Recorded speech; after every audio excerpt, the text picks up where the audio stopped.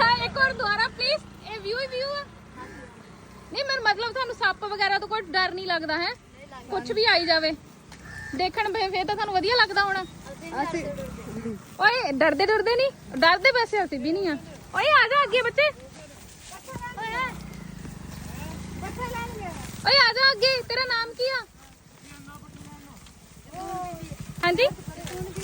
जतून जतून बीबी हाय जतून बीबी